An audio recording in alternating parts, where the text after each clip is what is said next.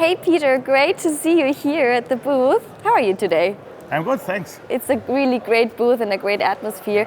Now, before we jump over to the Siemens colleagues to find out more about the demonstrator of OPC UA FX, I would like to know from you, what exactly is OPC UA FX?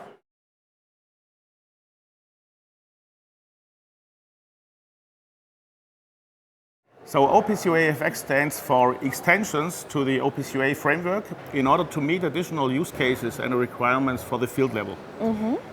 So we work on different aspects that are relevant for field level communications. This is, for example, including functional safety, motion control, remote IOs, the communication to instrumentation devices. It's about deterministic transport.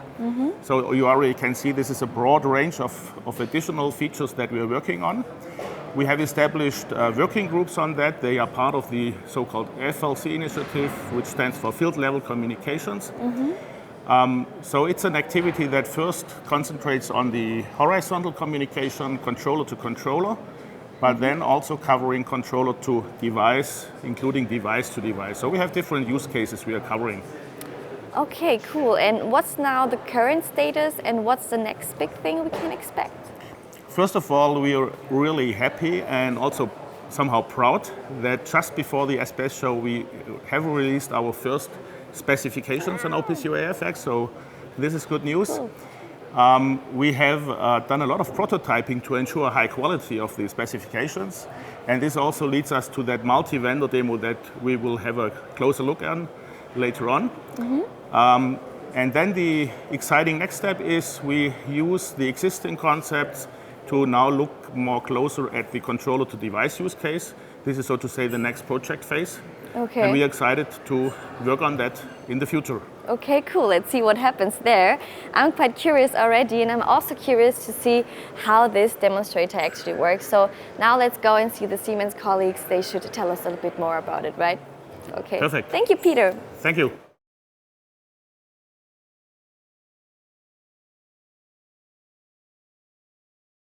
I'm surrounded by quite a lot of innovative technologies around here, but I'm still missing the experts. They can tell me a bit more about what's actually happening here. But I have spotted Stephan and Georg already over there, and I'm sure you both can tell me a bit more about it. Would you like to join me here? Sure, Bianca. Hi, Sure. how are you today? How is it going at the SPS? Pretty good. Good. Really good first day. Yeah, Talking to many people, hopefully? definitely. Great. So quite interesting. we're talking about controller to controller communication on the field level right now with OPC UA FX. Now, I'm quite curious at the beginning, where do we actually come from? What value does it add, and how can our customers actually benefit from it?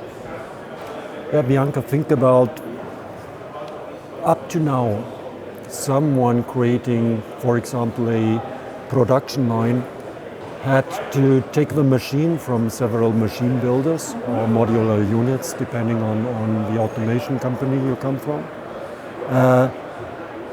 Had to use them, had to program communication into each of the machines to connect them to each other. Each individually? Each individual Okay. machine. So it was a hard task for the one building a production line to make it easy, connectable, to easily connect the machines. And it's like Stefan said in the beginning, you have some kind of USB connection between machines. So in fact, it's technically it's not USB, but it's the same functionality. You have a universal connector between all these PLCs, which you can use to connect your machines. And that's the benefit of OPC UA FX. Okay. For machine-to-machine So it doesn't matter which vendor is on the field, they can still be connected together and communicate Exactly. with each other, right? The interesting point is that we separated the task what the machine builder has to provide the USB connector from the task that the one installing the production line has to connect the machines from each other.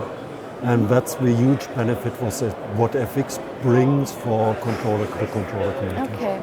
This helps our customers with the challenges we have regarding flexibility.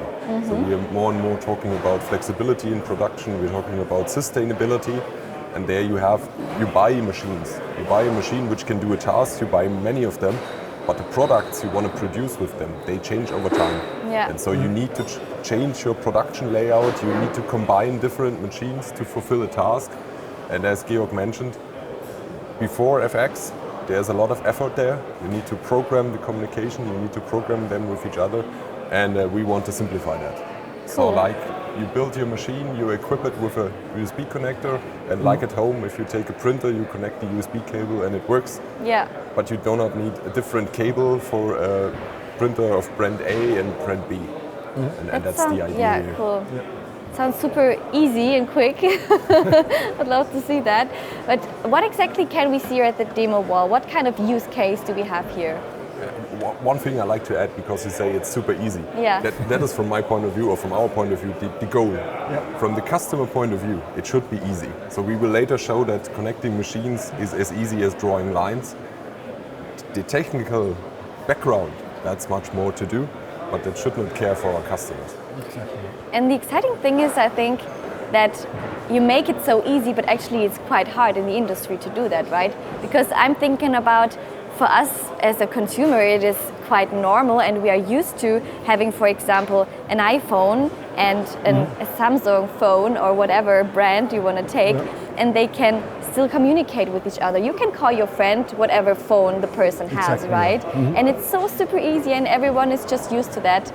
But in the industry, it's quite complex, but you are working on a solution to make it even as easy as it is for us consumers, for example. Yeah, but I think if you look at the consumers, why is it that easy? Because there are standardization bodies behind all these vendors and the suppliers. They agreed on a standard for example, mobile communication. They implement it, and then it works for you. So it was also a long way for them to achieve, and we do the same. The same is here. What we have is we have a specification now out since yesterday, exactly. Yay! Yeah. Congratulations. Thanks.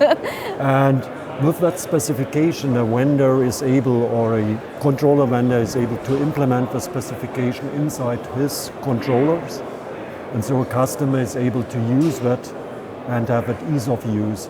That's so great. there is work behind it, Yeah. but the work is hidden from the customer. No longer the customer has to do it. Yeah, so the work is on your side, but the customer can relax, Exactly.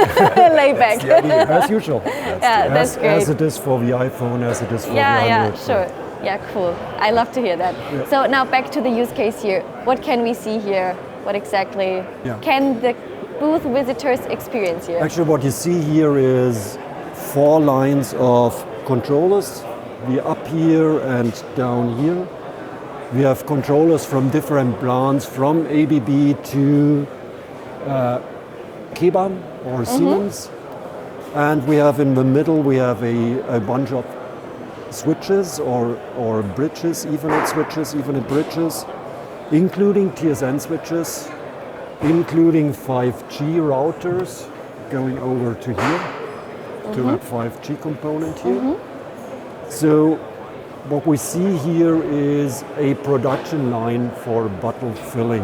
Bottle and maybe filling. Stephan talks about that because he was involved in the prototype. So the idea is we've set up a production line, a so-called bottle filling machine. So we say, okay, we have machines which fill the bottle, we have machines which put a cap on it. It's quite complicated to set up here in real. So we reduce it and we say, okay, each controller you can see here, it represents a machine. So it is virtually, it's a machine, but in fact we only have the controllers here. And they can fulfill, each one can fulfill a specific task. And what we see later on the dashboard is you can combine them what you want. You can say, okay, I want to have a brown bottle filled with beer, put on a yellow cap and a green label, or something like that. So we simplified it, and you can combine it, you draw the line, and then the machines are connected. That's what we see here. Okay. And what we also see behind you is that there are also additional use cases, or let's say new use cases, which can be fulfilled with OPC UA FX. So for example, here you see the use case of AGVs. So we have more and more AGVs running around in our factories. And with OPC UA FX we can have mobile communication over, for example, 5G, but also supporting safety. Right. Because when you talk about AGVs and you have people in the factory, you always need safety. Important topic. That is technical. It is new things which are enabled by FX, and they enable interesting new use cases in the factory and help our customers optimize their production, as you can see there in the video. Great. You picked the bottle filling case here, but this could also be transferred to other cases, right? It could be any use case, for example, woodworking machines, line machines for woodworking. It could be production lines like if you have single products. We build single products by order, combining different machines to produce a specific product, and some minutes later another product also could be used for that. Okay. It could be used for any type of communication between PLCs, between controllers. Yeah. Now we've just seen some pictures over here showing the bottle filling. Yeah, it's run by It's all always time. running. Okay, cool. And so now what's the current status? What is Siemens now working on here, and what can we expect in the future? What you can see here on the wall is we have prototype implementations of OPC FX capable controllers by all the vendors you see here. That was in parallel to the specification work. So while Georg and others were writing the specification, teams were implementing it to check whether it works, and also to point out the benefit for the customer. And that's what you see here. So each controller implements a pre-release version as a prototype, and we show here that it actually works. Okay. It's a demo, it's not a video. Yeah, that's cool to see it live. And one question to that, was it only Siemens and doing the prototyping, or was it together with the OPC Foundation members as well? If you look at the wall here, you see B&R, Rexroth, Omron, Mitsubishi, They just were to all name some involved of in the them. prototyping. All stuff. involved. Cool. What we see here is also just flow by. The labels, what you see on the wall, all were involved in prototyping and delivered a prototype to that demo wall here to show that it works interoperable between different vendors. It's not only Siemens, it's all of them. Cooperated. And basically, the prototyping consists of two parts. For example, my team implemented the prototype on our PLC. That's what we did on our own. And then we had so-called IOPs, or plugfests, on a regular basis, where we met. In the first phase, we met virtually due to the COVID restrictions. But luckily, over the last year, we could also meet in person.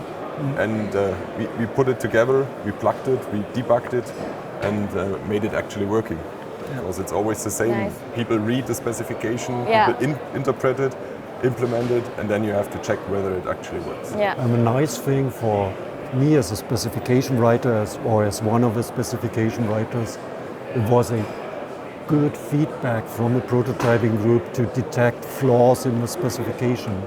Yeah. So to understand, okay, this paragraph was not written exact enough to understand it. Yeah. Or to interpret it, or to make So it you work. always got direct feedback and Yes. different iterations, and this is how it developed to what it is today, and right? Cool. That also takes time. Yeah. But therefore, the release specification, we think it's well to be implemented, and it should not have any major flaws in it. Yeah. Hopefully. Cross the fingers. Yeah, but this again emphasizes that we need the teamwork, we need the feedback, we need the collaboration to get to that what we have today to bring innovations further, right? Yes. Yeah. Cool. And now what's coming next? What's the next steps? As Georg said, the specification was released yesterday. Yeah. There's ongoing work regarding the test specification, because as always, people need to implement that, and then you need testing and certification to ensure this interoperability. And as OPC Foundation always does, you have the certification aspect, but we will continue to have plugfests. So companies implementing it will meet and check the implementation against each other, so that at the end of the day, it's same as USB. You take it home, you connect it, and it actually works. And the vendors behind that, they check that it can work, they certified it. So that is ongoing work. We have certification for sure. All of the companies here and many others will implement it or will have to implement it. And that is next. And even we have many features already covered in the specification, I'm quite confident that we will find new There can be things. many We will more. find add-on features like USB. Yeah. We're currently, I don't know, at version 4.0. Yeah. So features will be added, things will be improved Yeah. whenever we find things that are necessary. So that is the idea here. Great. Thank you so much for giving You're us welcome. insights into You're welcome. this whole innovation topics. I'm quite curious to see what's coming and to see how we can create a benefit for our customers out of that, right? Okay. And if you want, we can also show you a live demo. Oh yeah. Sure, I would love let's go to. over Let's do it. Okay, so what you see here, this is the visualization of this wall. So as I said in the beginning, we have different controllers, each controller representing a machine, and each implements OPC UA FX. And then we have here a graphical tool. It's again a prototype, and as I said earlier, we want to have connecting machines as easy as drawing lines, and that's what you can do here. You just put your machines on this screen, you can just use drag and drop. You see automatically which interfaces they have, where they can connect, Cool. and then you can draw lines. I already did this here. You draw the line, you click on Establish Connection, then all the magic happens. Everything which is specified in FX is running, and then your machines are working with each other. And if you, for example, say here, okay, I want to close the connections, my batch is done, I will do something new, then it is removed, and I can draw new lines, set up a different production line, click on Establish Connection, takes a few seconds, and the production is up and running. So that is the showcase we want to show here. That's the showcase we showed our customers yesterday here on the fair, and we got pretty good feedback. Yeah? Yeah. Was it good? Yeah. That's great to hear. Well, quite impressive. It's really magic, as you said, what's happening here. I love to see that. And I'm curious to see what other customers are telling today and tomorrow here at the SPS fair. So now, That's good. great. Thanks a lot. Do you have anything Thank to you. add from your side? No? No? Thank you. Thank you, Thank you very Stefan, much. Have a Georg. nice day. Nice to have you here. I'm gonna get over to the other colleagues again because now I'm still curious about hearing more about OPC UA in the cloud. I think there are some colleagues over there on the other side that can tell me more about it. But thank you both for giving me so many insights, and see you later.